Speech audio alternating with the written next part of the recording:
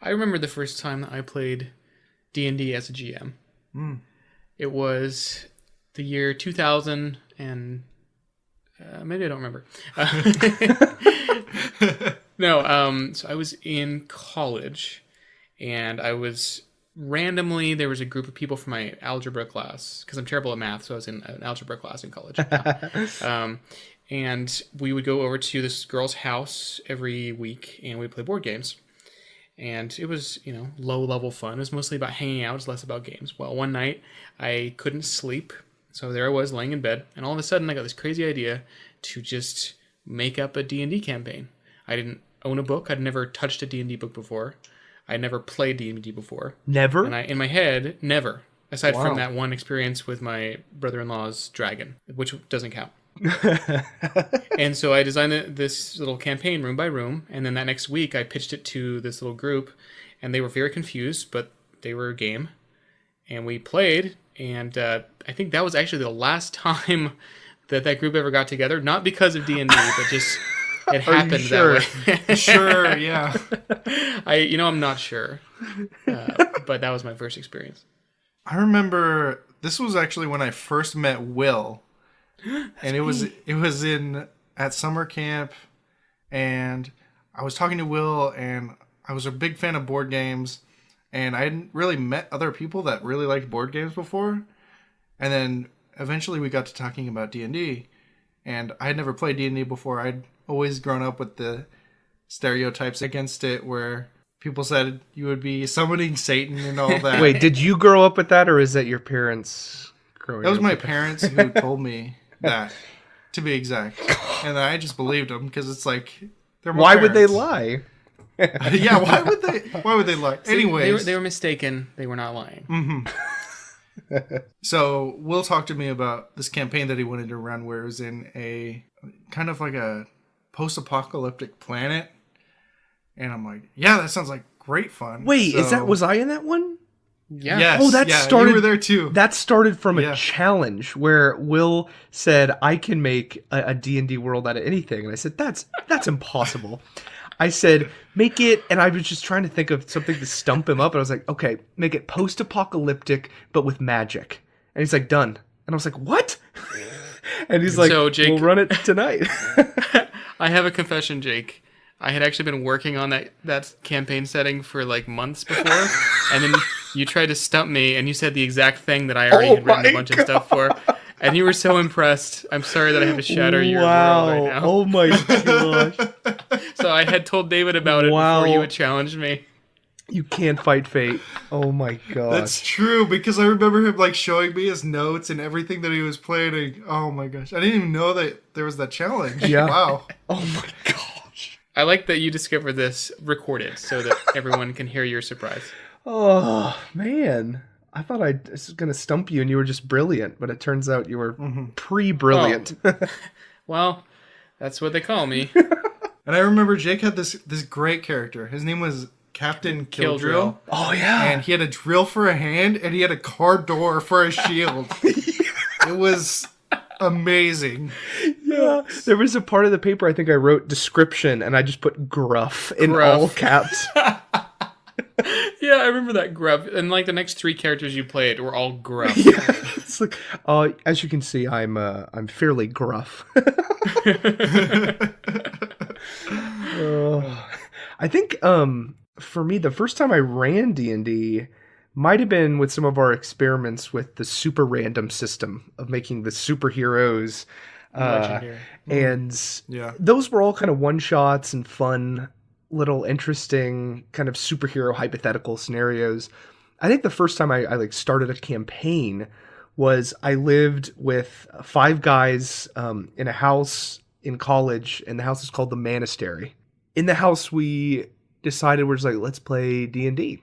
So I had a few of the books. Just like that? Yeah. We were really, really enthusiastic about it. So we started, I was the DM, and that campaign lasted 2 years. And it was just amazing. And that's actually the beginning of my current homebrew world, was right there. I just kind of drew out a primitive map, and I've drawn out several more better maps as time went by. But like that was the start of it all. it felt so amazing, being able to create your own worlds. It was like, for me, being a dungeon master for the first time was like incredibly formative and like eye-opening. It's an act of pure creation. Yeah, it's pure improvisation and just pure creative joy with other people.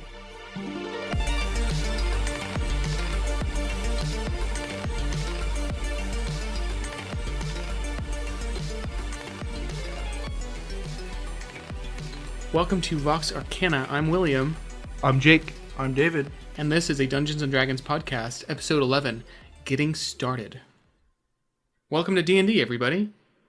Oh, I feel so welcome. As you can see, we have chips, pizza, sodas.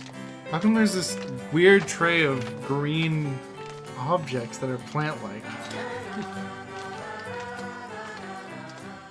So if someone comes up to you and says, I want to start playing D&D. I'll be the dungeon master. I've got the player's handbook. What do I need? What advice do you have for me before my first session? Well, I would honestly start asking them more questions to see what they know and to see what their general experience is with D&D. Mm-hmm. Because obviously, if they have a player's handbook, they know a little bit about it. So I would kind of ask to see what made them want to play D&D. Maybe if they've seen some D&D podcasts, for instance, there's Critical Role, which is really big. Yeah. I know a lot of people watch that. Maybe they got into it through that. Things like that, just to kind of gauge their knowledge and to see where they might be lacking and where they might need information in.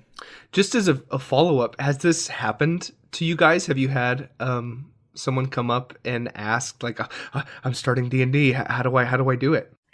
Actually, I did recently. So I didn't know this, but I have this weird reputation in my circle of friends as being like the one who got them into D&D.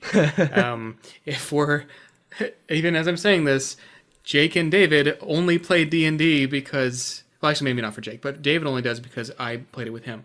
And everyone that I know who plays it now plays it because they played it with me. And I was never trying to make people start their own game. I was just enthusiastically sharing this hobby that I love. Uh-huh. Or maybe it's like a meta hobby because it contains so many other disciplines. Anyway, so recently, a guy who's playing in my game, he just called me up and he said, hey, I thought that our friends were starting a D&D group, but actually they've asked me to be the GM. And I'm like, wow. And he says, okay, so I got the beginner box and I'm reading through it and I'm really appreciating all the stuff that you do, all this prep and stuff. And I said, okay. So he's saying he's trying to memorize all these things that happen and all these NPC names and this order of events. And he mentioned there's one encounter with the goblins in the beginning of the Fandelver box set. Oh, game. Yeah. I don't remember it taking place on a bridge, but he mentioned there's a bridge combat. Maybe it's not. It's in the box set, but maybe it's a different encounter. Anyway, and so he's saying, so I wrote out everything that can happen. Like, what if they fight on top of the bridge? What if they go under the bridge? And he's like, physically like writing out every contingency. Oh my gosh. And I said, don't do that. I said, all you have to do is imagine the situation as realistically as you can. Like, here's a bridge, here's these enemies, you're in a forest, whatever. And if you have a realistic view of it, then you will know what would happen if the situation changes. Yeah. So if somebody like climbs up from under the bridge to attack you, like, you don't have to have written that somewhere. You just think to yourself and picture it in your head and you go. Yeah, that's, oh my gosh, Can you imagine writing down every hypothetical of every encounter that the players experience? That would be, it'd be an infinite amount of things. Wait, what? Really? Yes. So I mentioned in the beginning of the show that I just made up my own D&D. Well, from that moment, even though I never played with that same group, I was just, the only people that I could play with was my family. And so I sat down and I never owned any system books. I just had this idea of what I imagined D&D was. And I tried to make that happen. So I had a single D20 donated, actually given to me by my brother-in-law. And I wrote out this terrible adventure. And they were in the tavern, and I wrote it like you would program a game, where it's like, okay, I want to look at the barmaid. What does she look like? Here's my written description. I want to talk to the barmaid. What does she say? I want to ask her about X thing. What does she say? And I had like 3 pages of typed up notes, block by block, like a choose your own adventure book. Wow. And so as soon as I got to play, my players immediately, they don't do what I thought. I wasn't prepared for them, and I had to make it up. And I was like, oh my gosh, I wasted so much time trying to anticipate their actions. Huh. I came at it from almost an opposite perspective. I feel like I'm a pretty good improvisational guy. And so I went into it originally just like, let's do this. Fly by the seat of my pants. Like, whatever happens, happens. And it worked out, fairly well. But there were things that once I finished, especially the day after, I'd be like, oh, I could have done that better. Be like, oh, that would have been so much better if that was planned out or if I'd had something prepared. So I came at it from the opposite direction of this pure improv fly by the seat of my pants. And then I learned to prepare later. I think I came at it from a different angle as well. The way I approached it was I almost had a story written. And it would go, A, B, C, and then D. And I would expect everything to happen in this specific order and all of these things to take place. So if the players got a little bit off the rails, it would just be chaos almost because I didn't know what to do because I'm like, oh, well, if they don't do this, then this doesn't happen and this doesn't happen. And just everything went awry. So I think for me, I had to really learn to be more improv based and to be able to just kind of take things in a different direction than what I had planned. Recently, my coworker who had no idea, like he'd heard of D&D, but he was asking me, how do you prepare for that? And I didn't really have an answer. Like he was asking, how do you tell a story that's not linear? How do you even plan for a world when you don't know what's going to happen? And I just keep falling back to what I told that guy the other day. You have to have such a strong image of your world and your characters in your mind. Think of Game of Thrones. This book and this show is famous for killing off main characters. And normally in a world that wouldn't work. Like if you killed Aragorn in Lord of the Rings, you'd have problems. Or if you killed Frodo, like, oh my gosh, first of all, what an amazing twist that would be. Yeah, what a cool hypothetical scenario. I want to kind of run a D&D in Middle Earth with Frodo dying. Oh, that'd be interesting. Frodo dies. That'd be amazing to have you find the ring. The whole fellowship dying and you having to take their mantle. I love it. You're just a nobody that has to fill the void. That's a great idea. It's a great idea that I didn't know that I had. But if you take any character out of Game of Thrones, the world goes on. Because the world doesn't care about any one person, even if they are a high up royal person, right? Oh, that's interesting. Yeah. And so it's like the cogs of reality just continue to turn. And that's how you need to think about your world, where the game doesn't stop because a player dies, or because even the villain dies. This has led me down this really strange path of just having to know more about how the world works in very specific ways so that I can simulate this. Like when I was young and we go to a kingdom, and the players say, well, I'm going to go meet the king. I'm like, okay. You walk into his throne room and say hi. Because I didn't know what they had to do to get to a king. You don't walk into Washington, D.C. and meet the president. Or any government building. Even go to your city council, right? Like, you're not going to walk in and meet the mayor. And understanding, the level of detail that I was missing was really key to presenting a much more believable world. So I think this presents a very interesting paradox of, in our world building episode, we talked about how we shouldn't focus so much on world building and building the worlds, from the outside in, these vast struggles and the history of everything. But also at the same time, you're saying we should know our world incredibly well in order to make interesting things happen and to be able to anticipate different actions by the players. So how do those work together? Well, I actually disagree with that. It's not about knowing the world. It's just knowing logic and how reason, the world works. And how things interact with each other. And I think that is more of a skill set that you have to develop over time and through common knowledge and lore that you're going to be able to slowly be able to put into your game. So here's an example I could give you. So in the world building episode, we talked about sort of starting at a small detail, like a village, like a small level, and you build it out from there.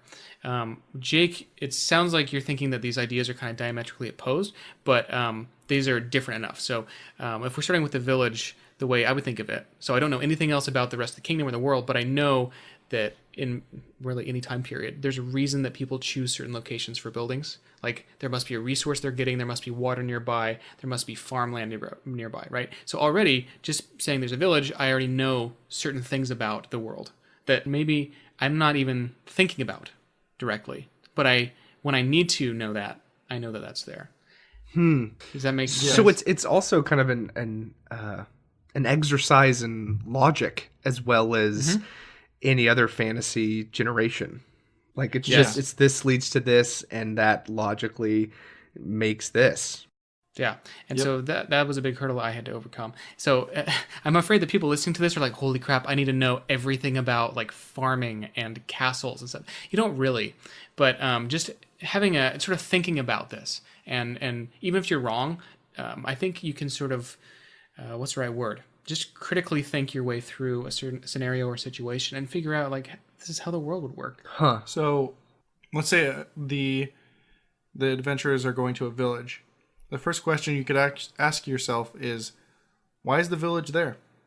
What resources are around? What's purpose does it serve? Is it on a trade route? Is it producing resources? Just asking the question why. Why is that castle there? What is it protecting? Who lives in it? Things like that. Asking more questions can give you more informed answers. And it can help develop the world in a better way.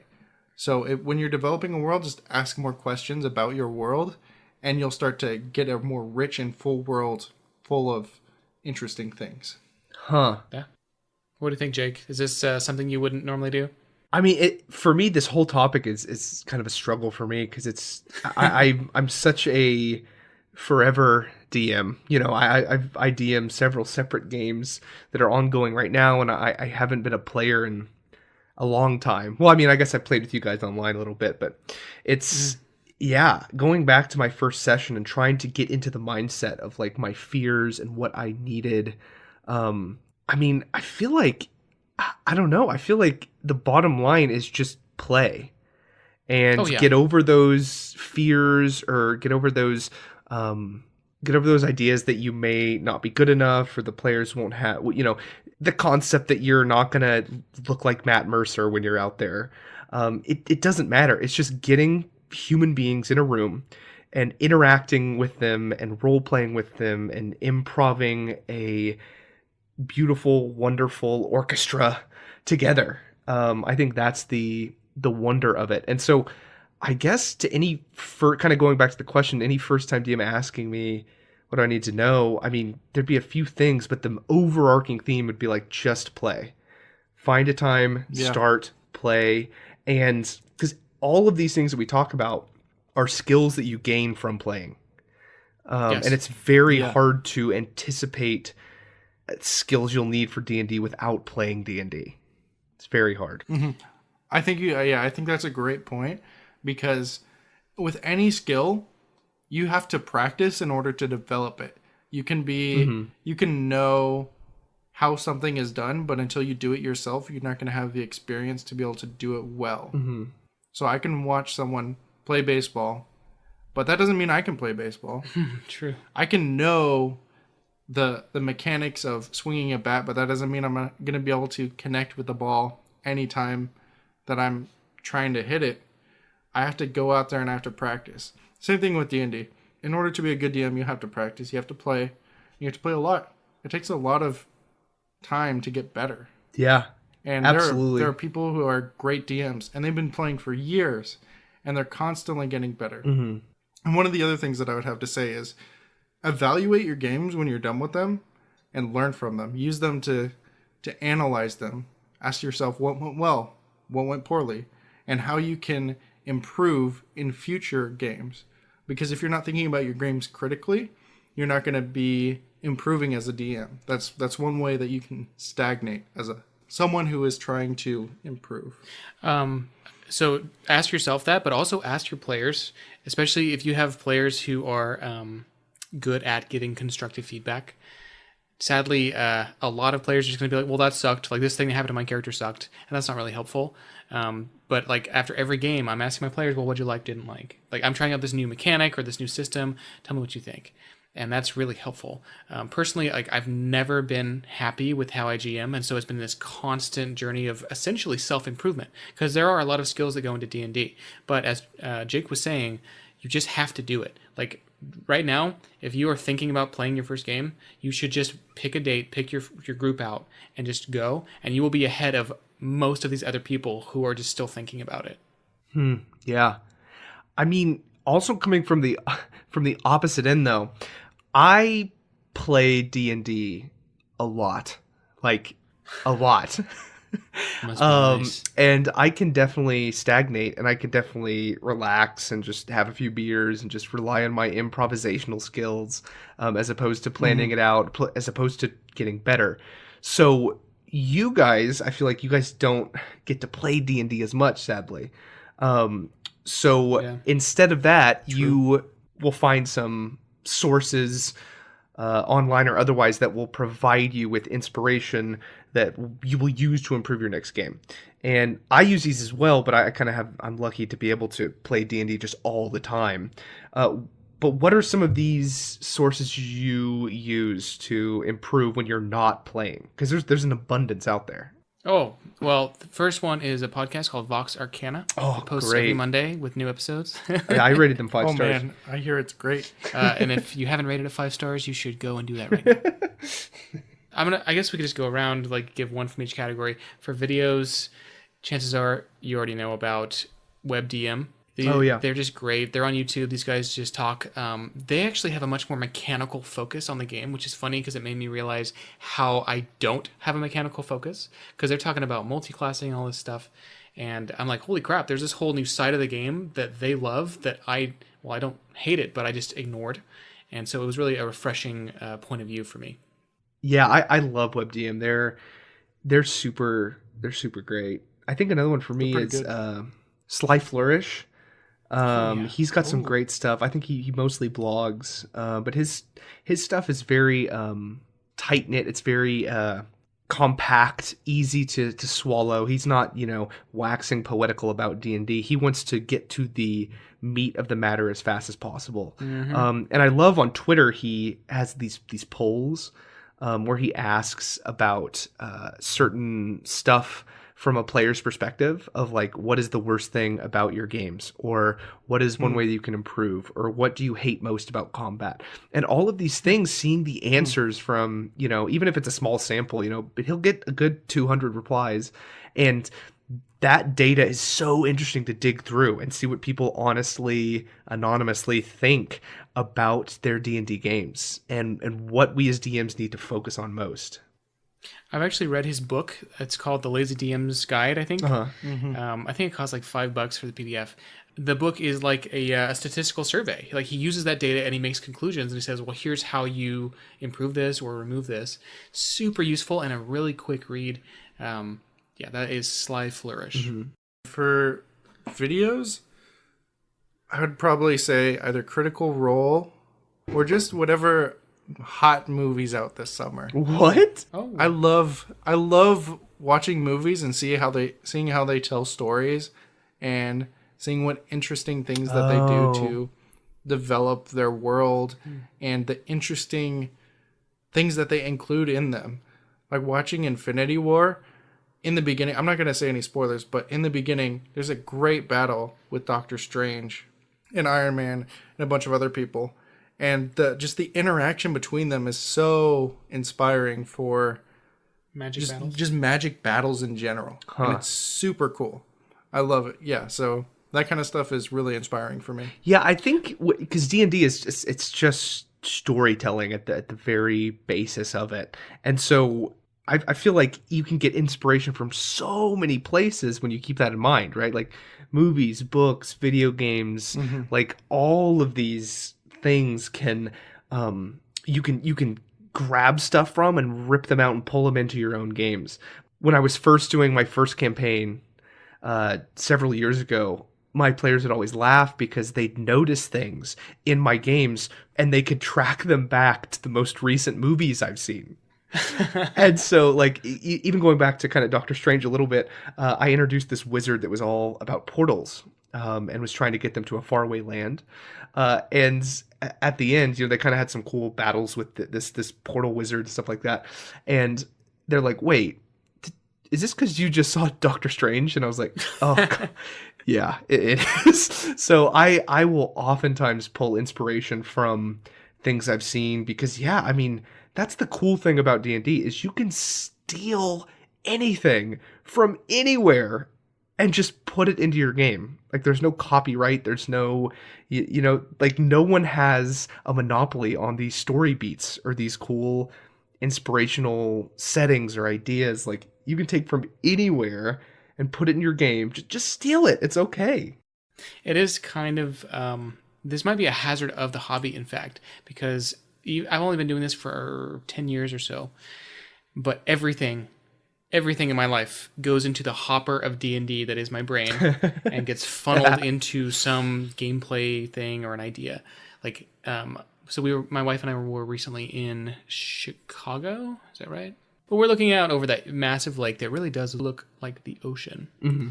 And I was visualizing a 6-mile hex overlaid over the city to, like, because it's such a vast space. And I'm thinking, if you were walking, like, where, how do you divide this up if you were to grid it out?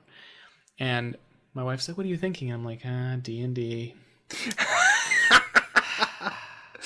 I think, Will, that speaks testament to your very amazing brain as far as that hopper of D&D is, because I think if we do the math of how much I play D&D versus how much I think about D&D, I probably think about D&D about 3 times as much as I'm playing. I think Will thinks about D&D about 10,000 times the amount of time that he's playing. You're really pretty close there. Yeah. I'm actually almost never not thinking about D&D in some form or fashion. Wow. So another one that's really great to look at is, here we're big fans of the 5th edition of D&D. That's kind of what we focus on and talk about the most. I think the creators of the system are the best to look at. D&D has a good marketing team that puts out all sorts of videos for just random stuff. They'll put out videos on lore. They'll put out stuff on D&D Beyond. They'll put out stuff on the official D&D podcast. All that stuff is very useful, and it's very interesting to see the creators' perspective on the game and how they have to oftentimes clarify things and how they can kind of show their intentions of how they crafted, how they made this game. For new DMs, if you're not aware of this, every other week, Wizards of the Coast, they release PDFs of playtest material that they call Unearthed Arcana. Mm-hmm. And a lot of the times, these are just the house rules of the game developers that have been kind of just written out and published. And so you're seeing, like, really raw creative stuff. It's super cool. Yeah, it's pretty interesting, a lot of it. They released a new initiative system a couple of months back that was really controversial. I would be willing to test it out. All kinds of stuff like that is released all the time. So aside from all this inspiration, sometimes you can get, a ton of inspiration, but you really need to know, what do I need to play D&D? And so let's get into that. Like, when someone is making a game, what are the bare necessities? What do they need? What is absolutely necessary to begin your first game of D&D? Okay. All you really need is some paper, preferably graph paper, which you can print out for free online if you have a printer. That's true. Pencils or pens. You can get the free rules for 5e online, the starting rules, in a nice PDF, which you could probably print out as well. And then if you don't have physical dice, you can just get a dice roller app, which are also free either online in general or as an app on your phone. So that costs you as much as the paper and the ink, and that's about it. And your pens and pencils. So like $5 maybe. I mean, I'd say less than that. Yeah, if you're like a student, like, you already have these things. Mm-hmm. And so you can just be going. As far as, like, preparing yourself to play, you need friends, or at least people who are interested in playing with you. Well, that cancels me out. Oh, no. A big complaint I see online is people who are like, I don't know people, I don't have friends. My advice is go out into the world, like, find a community that you can connect with, whether that is a church group or like an after school program or your local board game shop. Yeah, there's absolutely. Meetup you can do. Yeah, game shops are good, but I personally I only prefer to play with people I already know, or at least that I've met before outside of the game. So maybe, I don't know if you go to bars or whatever, like find a reason to go out into the world and meet people. Yeah. Or go online. There's online games are a thing, but I don't prefer them because I think there's a lot of cool things are lost when you can't see the people you're talking to. But yeah, so essentially it's free to play D&D. This is the best free to play game you will ever play. That's accurate. I had to think for a second, but it's accurate. I think also D&D Beyond is free for the basic features. That's true.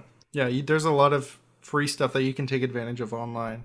So yeah, I think free stuff, like in regards to my first games, especially back before I was playing 5th edition, like I was role playing with nothing. The only thing I had was a D20. That's it. Yeah. And all of Super Random was designed with just the GM creates a target number and you roll it.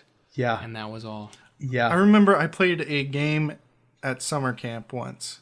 We used a flip-flop as the dice.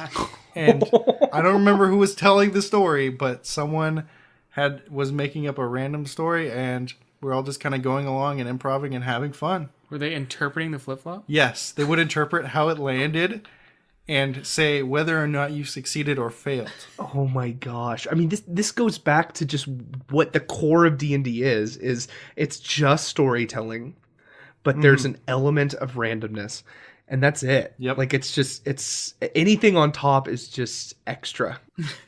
There's a quote that I love that says, "You don't need rules to pretend to be an elf. You just don't." That's so good. Oh my gosh, that's so good. So now that we kind of, getting away from the philosophical what D&D is, when you're thinking about making a group and starting for the first time, what matters most is players. Like who's going to be around the table. So how do you pick your players? That, this is kind of an art more than a science. Yeah. But because I'm always thinking about D&D, it also means that I'm always recruiting. And what that means is I've gotten very good at just subtly dropping hints into conversation to kind of fish to see people's interests. If you hang around me long enough, I'm going to ask you, what do you do for fun? And I find this is just a great way to talk to people about themselves. But yeah, so just sort of fishing around and finding people who are interested. And honestly, I find a lot of people, when I ask them, or I say, have you ever played D&D? They always say, I haven't, but I've always wanted to. And I've gotten that answer more often than I get like the weird look, because of my previous questions, I usually don't even ask people if I know that they're going to give me a weird look when I say about D&D. Yeah, that's true. And I think the amount of people that will give you a weird look or be like, wait, is that a video game? Or they go, oh, wait, is that where you dress up like a wizard? Those people are disappearing because D&D is becoming mainstream. Like, shows like sitcoms like Community have had several D&D episodes. Sheldon on The Big Bang Theory mentions Dungeons and Dragons. Like, these things are inserting themselves into pop culture to the point. Harmon Quest. Oh yeah, Harmon Quest, like into pop culture to the point where it's not a crazy thing to ask. You're not, very rarely are you going to get someone who is like, what? You're one of those people? That's incredibly rare. And I think talking about it more and more, you'd be surprised how little people will judge you for playing D&D nowadays, which is amazing. Yeah. And if they don't play D&D with me, then honestly, there's other things that I can do with people just because I like having fun in all forms. So it's not every form. It's not like they say, oh, I watch football. I'm like, bye. Later, nerd. But I'm like, hey, let's go get a beer or something, right? Yeah. Like, I love talking to people. And maybe fundamentally, this is what makes me different than a lot of people, is I just enjoy people for who they are in a lot of ways. I'm not saying like universally, but in general, I like people. And I like spending time and I like getting to know them. And D&D is a great way to do that. But also board games are a good way to do that. And, going out and hanging out with them is a great way to do that. So I guess just be a fan of people.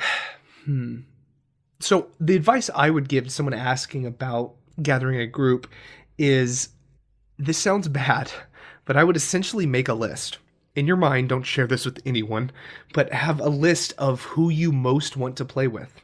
And from the most to the least. And the person at the bottom of your list should be among those people, the least likely you want to play D&D, but you still would want to play with them. Okay. And on this list, I'd start at number 1, and I would just send them a text message, send them a message on Facebook, whatever, ask them, hey, do you want to play D&D? Are you free on Tuesday nights? Whatever, ask them to play. And then keep going down to number 2, 3, 4, 5. And as soon as you have 3 or more people, you're good. And I think that is how I would do it. It sounds bad ranking people, but yeah, I think you should be very, very selective of who you play with. I think that group selection is probably the most important part of D&D. Yeah. Because it's such a delicate thing. Oh, yeah. Think of if you have a group of people and everybody's right except one person.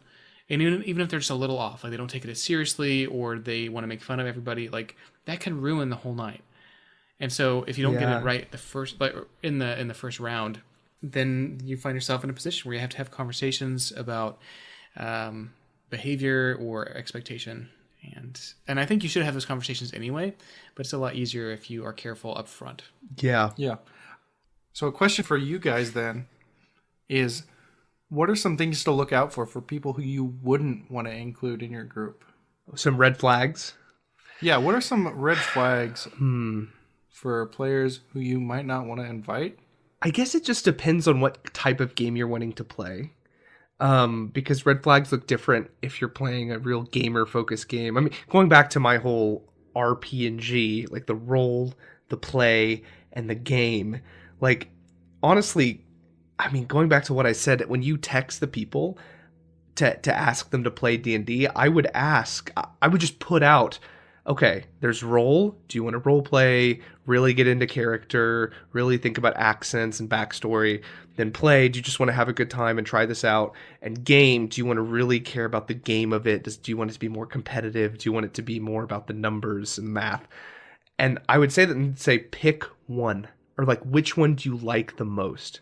And then when they give an answer, you'll be able to see, what kind of game these people want. And as a DM, if you really want to play a gaming type game and everyone is sending you role stuff about how they're really interested about backstories and how they want to sound, how they want their character to sound, stuff like that, you could maybe be like, that's a red flag, and be like, I don't want to play a game that's, maybe that's not my style of game.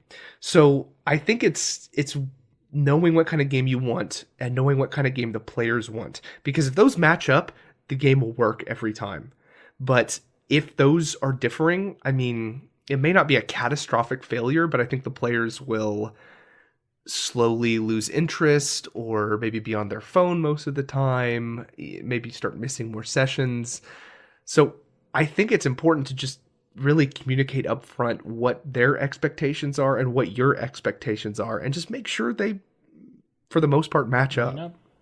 Yeah. That's good. That's pretty good. Yeah, that was great advice, Jake. The only thing that I would add is their availability. Some people really are super busy, and I kind of alluded to this, but I don't think I was perfectly clear on it a few episodes ago. The kind of people that I love to play with are inherently and necessarily some of the most busy people I know, because they have interesting lives and they work hard and they're just cool. So oddly enough, the people who do have a lot of free time, I'm probably less likely to hang around with. But then again, right now, everybody that I know is pretty busy. But yeah, availability is a huge issue, because if you can't really tell a cohesive story if half of the cast is gone every week, or you're having to reschedule all the time. Yeah. And you might as well just have a different group at that point. Yeah, I think, I don't know, in our modern world that's so busy and oftentimes so isolating, with us relying on technology to communicate and social media to interact with our friends, I think D&D is such a fresh escape from this new technological world we live in, where you are literal people in a real room interacting with each other physically. That's sadly getting rarer and rarer in our modern world. So I think a lot of times people see this opportunity to interact in person, even things like board game nights and just hanging out. They're becoming rarer and rarer, and people are going to be more likely to be like, oh, yes, this is what I've been wanting. This is what I've been craving without realizing it. I think that's part of why we're seeing the hobby grow as much as it has just in the past few years, because it is it's so bizarre to say that hanging out together physically is such a new thing. Yeah. That's so It's weird. surprising. I think about like a lot of what people do, and there's not a lot of activities that people just consistently do on a regular basis where you can just hang out and have fun with people. So one of the things that I like to do when recruiting new players is just run a one shot. Oh, That can really just gauge who you might want to continue playing with, who you might not want to, and just kind of gauge the personality of the players. So if you have a couple of gamery people in that one shot and some people who are role play, you can get them into different games where they might have more fun in the future. Mm-hmm. And you can make it a more casual one shot type thing and then go to a more serious campaign where you can get people who are going to be able to consistently make a schedule every week or every other week and who really cohesively go together. I think that's really smart, David, because it solves a lot of problems. Because if you do have a problem player, then it was just only one game. There's no commitment.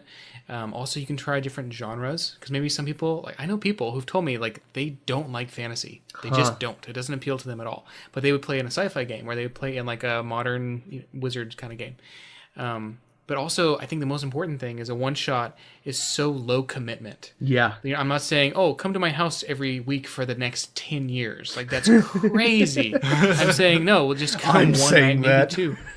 And then next time, come for the next 10 years. Oh, yeah, that's the dream. We want to make every player just sort of level up into the next bracket of, like, seriousness. Yeah. And yeah, David, you nailed it. Yeah, I think it's ridiculously easy to do a one-shot. Like I said, the first games of, not really D&D, but the first role-playing games I played were just me surrounded by friends with one D20 die. And making it up. So I think this is something I've tried with a few people, as I'll say, hey, play D&D, you know, really like I'll be evangelical about it, just like play D&D. And they'll be like, I don't know if I'd be good at it. I'm not good at making stuff up. I can't do an accent, blah, blah, blah. And I'd be like, okay, can we just try it? And so what I would do is I just have a D20, and in order to avoid them getting into character at all, I just say, okay, you are you in this game. And we're just going to do a hypothetical, and I'm going to roll the die to see what happens, what transpires because of your decisions.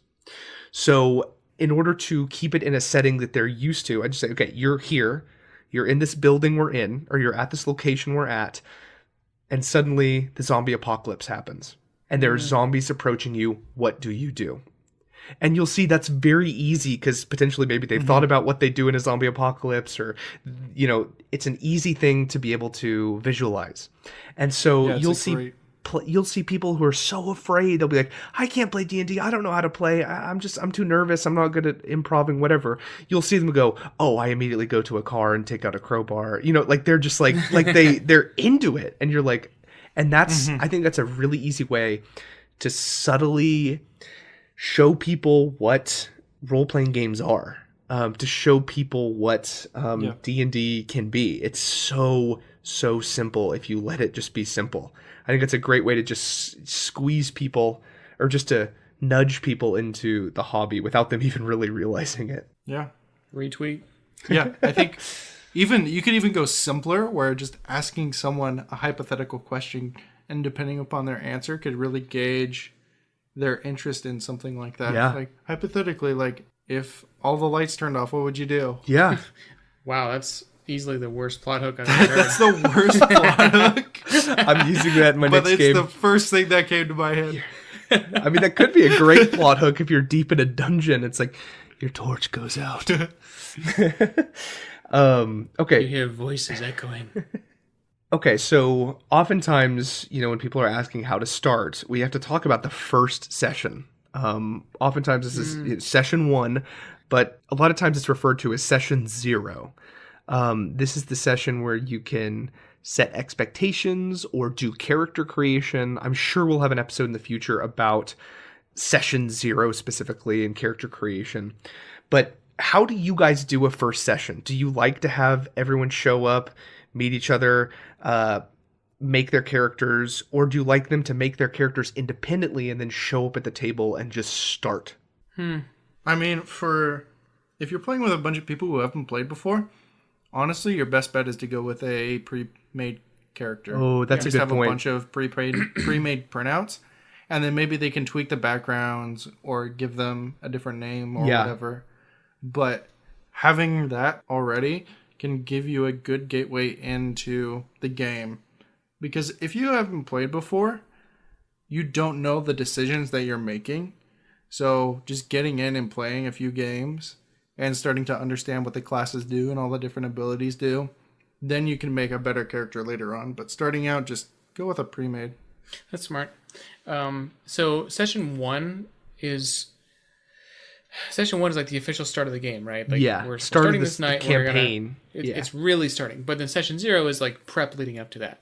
So I guess, so I agree with David, but if you have players who want, like they're really motivated to make their own characters, then I would try to have everyone together, because then they can kind of ask each other questions or help each other if they have varying levels of skill. I have done it where I've met with people individually and I've made them characters, but then that feels more like a meeting and it doesn't really set this awesome tone. I mean, really, because you're like, I'm meeting with you to do this paperwork, it's gonna be great. Like, it doesn't set them up in the mindset to be ready to play. Whereas if you're all together, it's like, oh well, maybe my character, like one time my character is actually the child of this character, and that totally sets up the relationship. And that was super fun. Yeah, I think for me, my first game of 5th edition Dungeons & Dragons, I lived with all the guys that I was playing with, and it was so nice to just go knock on their door and go in their room, and we made our characters together. So then the first time they showed up, they were already in character, they already had their backstory, they'd already been planning future, potential plot hooks with me, the DM. So that is nice, but oftentimes, I think it's tough to do that. But I think going back to what David said, I think pre-mades do work if you're looking at the collective experience of the table. So not the individual experience, because you could have some people that are new to the game and some people that are veterans, but you got to look at the collective experience of the table. And if that collective experience is pretty high, you can let them create their own characters, and then the veterans can then help the newbies out. And I found that just so satisfying. I've played some campaigns where I've had one veteran who was just like, I have time to play another D&D session each week, and he joined me, and I'm playing with a bunch of people who've never played before, and he's kind of acting almost as my mini DM, not in the form of like making any narrative decisions or anything like that, but he is kind of guiding the players. Like, he's kind of leading the party. He's kind of showing them how their character sheets work, and it's taken a lot of the load off of me, and it's been really nice. So like I said, you have to look at the collective experience of the table, and if that's high enough, I'd say let them make their own characters. But if it's all newbies, or they're the collective experience of the table is pretty low, I'd say pre-mades work fine, especially if it's a one-shot, just to gauge how they play or just to introduce them to the game. I think pre-mades are underrated.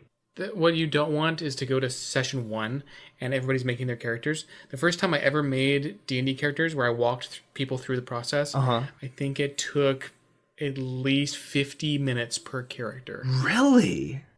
Yes, and obviously they were kind of going at the same time roughly, but we wasted probably about 2 hours of that first session when we should have been playing making. And that was just so disappointing because the players are ready to go, right? Like they want to just experience this weird thing that people have told them about. And then they wind up just sort of doing their taxes for 2 hours. That's so true. Like, I'm a huge advocate of pre-made characters. And if you're inexperienced, or the party is even remotely inexperienced, I would just say go with a set of pre-made characters. You can also kind of, with that, you have a little more control over the game. You can control like relatives. You can control kind of what you want the makeup of the party to be, and it can have more interesting dynamics when you do that. Yeah, it reminds me of, like, speaking of pre-mades, from Community, the first Dungeons and Dragons episode of that show, where Abed makes a pre-made for each player, and he designs it for each player specifically.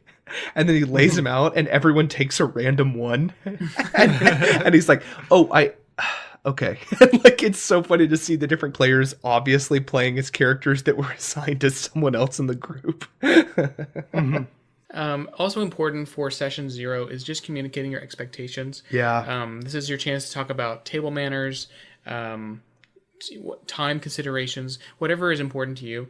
In my case, I have a kind of a PG-13 level of violence inside the game. I don't really care about what's happening at the table unless there's younger players or something.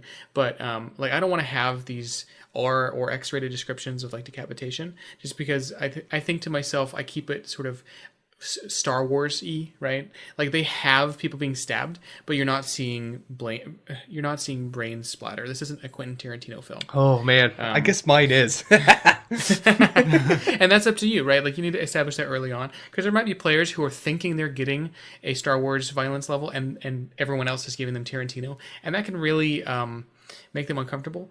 And I guess the bottom line is, you don't want anybody to feel uncomfortable. You want them to be in your world, enjoying it, and just having a good time. And so just minimizing all those things that are going to take away from that, this is your chance. Yeah, I think it's very important to communicate expectations, even in the, stuff, even in the minor stuff such as like food and attendance, and be like, hey guys, really try to be here on time, really try to make this a priority. And if you can't, just tell me you can't. And yeah, don't ghost me. Yeah, exactly. It's much better for you to be like, I can't make it this session, or saying I can't make it a month from now. So then me as the DM, I can plan around that. I can have you pass out, or I can have you go off for a session. It just makes it so much easier when there's that communication, as opposed to, like you said, Will, ghosting. So the communications about everything are just so vital. And sometimes it's awkward to be like, yeah, guys, we want to keep it PG-13, or I can't imagine ever saying that, but certain things like you want to make sure everyone's on the same page. Like the worst case scenario is someone, you guys are halfway through the campaign and someone is just like, oh no, this isn't what I thought it was. That's a nightmare.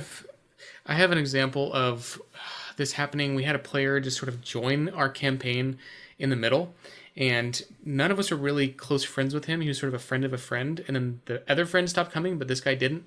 And he wanted PvP all the time. Oh, man. And so his character background and every decision he made was based on not getting along with anybody. And it was terrible. Like, it almost broke up our group. We didn't want to meet together. But that was because nobody was willing to say to him, hey, we don't want you to come anymore. Eventually, though, because of our pacificity, he actually didn't get along with us above the table, right? Like in real life, because he was bored and we weren't reciprocating what he was putting out. Oh. So he eventually left. Yikes. There's a really negative, I don't want to call it a trope, but a behavior that is a common occurrence at the table. And that is that the DM has their little world and their story that they are, you have the privilege of experiencing with them. Yeah. And that is wrong. Mm-hmm. Like, I don't often say that about like D&D, because I think there is kind of a spectrum of experiences there. But if the DM is antagonistic and punishing players and just not caring about how they feel or the fun they're having, it's not going to be fun. And if you're that DM, like, your players are not going to come back. You're going to be finding new players all the time because they don't want to play with you. Yep. So I guess just don't be a jerk, honestly. Yeah, I think putting the players first and like viewing them as kind of the vehicle for the game, because they are, and really treating their fun as the utmost importance. And that's why the role of the DM is such an interesting role that I can't really think of a parallel to. You're wearing so many different hats. And the players, if we're thinking of it like a play, they're both the performers and the audience. Yes. Right? And and so I don't know what that makes the DM in this story. Just like the narrator he's the and the writer, playwright, and the director, but also and he's the also audience, the scenery, and also the audience. Right? Like, it's a really strange thing to define. Yeah. But so all the best D&D experiences I've had have not been because I'm a great DM, but because I have had great players. Every single one. I can be the best DM in the world, but if the players are disengaged because of me, like, I'm doing it wrong. If the players are not having fun, I'm doing it wrong. Yeah. It's a group experience. Like, you have to remember that you're doing this together, And the more you work to get along with everyone else in your group, the more everyone's going to have fun. And if you're working alone, you might as well just go write a book. That's a great point. Oh my gosh. Yeah. If the players aren't doing what you want and you're just frustrated, you might consider just writing a story. For real. What do you think would be some good wrapping up advice for new dungeon masters out there?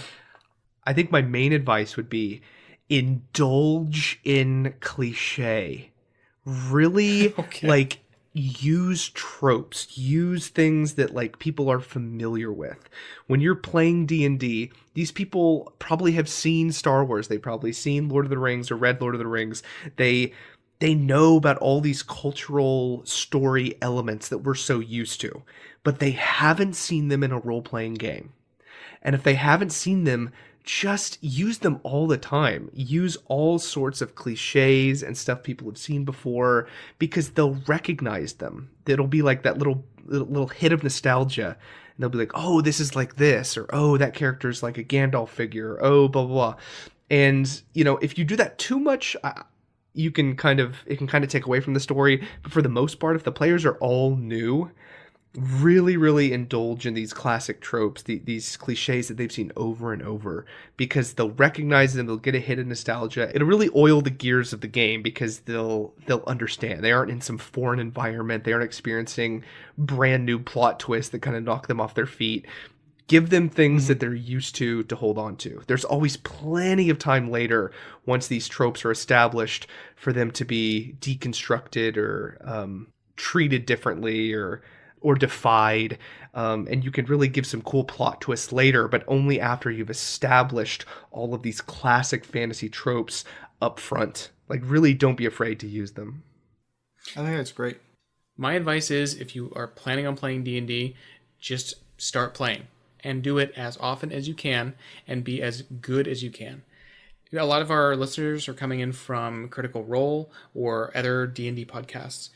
Which I have a confession, actually. I've only watched half of one episode of Critical Role ever. Yikes, get out of here. Yeah. But you just have to do it, and you're probably going to suck, and it's going to be weird, but you're going to learn all of the things you're bad at, but you're also going to learn all the things you're good at, and you can start improving right now. You're young, and you have time to be really good. So there's people listening right now who are younger than me, who are learning faster, and they're going to go farther than me. And that's awesome. I want to play in your game. Oh, that's great. When you're good, that is. Yeah, only if you're good. All right, so I think I have a few small pieces of advice.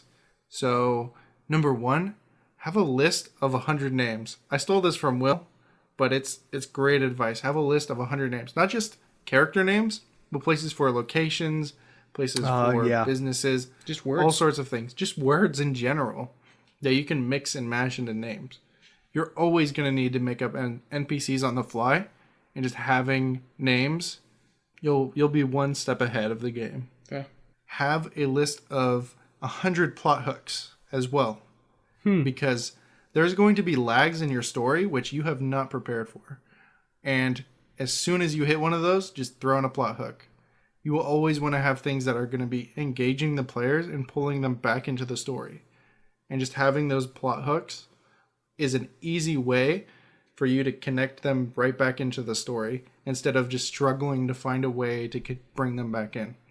And then I think the last thing I have to say is have a bunch of random encounter generators ready to go that are level appropriate. That way you always have something for the players to fight or for the players to deal with. So I would also add to that, David, that's really good. It was some advice, I think it was actually from WebDM. They said random encounters don't have to mean fights or things that you fight. It's just any situation or event, like a building catches on fire, right? Like, you don't have to go fight the building, though you probably could. This is D&D. But just there's things happening.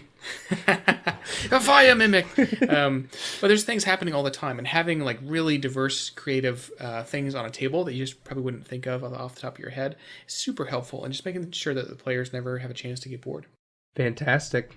All right, now we head into the vault. Welcome to this week's Question Vault. If you have a question for three of us or even just one of us, you can email us at voxarcanapodcast@gmail.com. This week's question is, what's something that you prepared that your players totally ignored? Oh, this breaks my heart. So this was in the most recent campaign that you guys were in that totally, basically what happened is I described to them like a bottle with like a floating heart in it, and it was a piece of loot that they got. I'm like, oh, that's like such a cool description, and it was like a love potion, and they didn't even like do anything. They just shoved it in their bag and went on their merry way. And then I know there was another one. There were some other things that most of these are items that they just ignored. There was a key and I had a really cool description for it, and it was gonna like lead them. There were all sorts of clues around it that was gonna lead them to this cool dungeon. Totally ignored. There was a letter in this guy's pocket, which they picked up, and they didn't even open it. So those are just some things that have been ignored for me, and it feels bad. I'm like, oh well, there goes all that like this cool stuff. Now, David, not to be critical, but do you feel like you did everything you could to emphasize those items so that we were aware that they were special? And stuff? Probably not. Like I'm being overly like mean on the blame, but because I'm actually not remembering any of those items. So I remember must have just one of them. It must have just been like a list that you read off to us or something where it just kind of like blurred. I don't know. I'm sorry that we ignored your items. No, I was gonna bring them up later, but then we didn't get to the next session. Oh, so for me, so right now I'm running Tomb of Annihilation, and my guys were looking for a guide to enter the jungle, and they go to this kind of secret underground bar of this palace, and it's kind of like a John Wick style, like all of these guides are kind of under the same patron, and it's kind of really shady, and there's basically different booths, and you can sit down and talk to each one of the guides, and then when you're satisfied, you pick one, and they go with you into the jungle. So I had each one of these, there was like 8 or 9 guides. Each one of them I had practiced accents for, I had got them all ready, I had all of their traits, bonds, flaws, everything was prepared for each and every one of them. And one of the guys in my group, a tiefling gunslinger, walks down there, sits down with this albino dwarf, and the albino dwarf starts talking, and he goes, all right, you'll do. Come on. And leaves without talking to anyone else. And I'm like, are you kidding me? And so he just leaves with this albino dwarf that he calls Ivory. And they just go into the jungle. And I was like, man, like there were so many that I had prepared. And he's just like, first one will do. Wow. I mean, this says a lot about how this guy shops in real life, I think. Well, it was funny because I intended the whole group to go down there, and the whole party probably would have talked to other ones, but they were all preoccupied, and they sent him to get a guide. And so he just came back with the first one. I was like, oh. But it was redeemed because, weeks later in game time, they came back and needed another guide. And they eventually talked to all of them. So all of my practice was not in vain. It was not in vain. Thank God. That's good. I hadn't heard the second half of that story. That makes me happy that they were used. Yeah, they were. Mine doesn't have a happy ending at all. This was around the... So when I first started playing D&D, I didn't have a system. I was just rolling a D20. I would make up a target number, and the players would roll, and usually they would get it. Which in retrospect is really inconsistent and like up to the whims of the GM, which I just don't like anymore, but whatever. So I made up this detailed world. I've mentioned it before. It was essentially Mass Effect in the sense that there's like this huge apocalypse that comes every few 100 years in my world, and it takes all the magic people away. I'm embarrassed. I made a wiki spaces, I think it was called, and I had a detailed world written. I wrote probably like 10,000 words on this stupid thing. At every opportunity, I tried to show my players the world. Like, you find a scroll or something, right? Like Elder Scrolls has all these books you can read and just learn about the world. Nobody cares. Like, I can't say it, and I can't bold, underline, italicize it enough. Nobody cares. And, they care about the loot they're getting and maybe the experiences their characters are having. But no matter how awesome the cutscene is, where like the temple floor is falling away and the players are scrambling, like the in-game stakes for that danger didn't exist. It was completely narrative, and the players just sort of sit there bored, like they would be pressing X on the cutscene to skip it if they could. God. And I learned so much, dude, by doing it wrong. Dude, I want to pay extra respect to your campaign because it was never used. Press X to pay respects. Also, Will's entire wiki will be in the show notes. Oh, no, the website shut down. Oh, man. So that was the real sad part, is that everything that I wrote was eventually erased without my knowing, and I found out several years later. So I wasn't even able to save it. No! This is just tragedy upon tragedy here. No, it was all good. Like, I learned a lot. There's a saying I love: sometimes you win, and sometimes you learn. Thank you for listening to Vox Arcana episode 11. I'm William. I'm Jake. And I'm David. We'll see you next time. You can find Vox Arcana on our social media accounts. Our Twitter is @VoxArcanaPod. Our Facebook is @VoxArcanaPodcast. Our Instagram is @VoxArcanaPodcast. And finally, our email, VoxArcanaPodcast@gmail.com. Our secret MySpace account is out there. The first to find it wins a signed InSync cassette.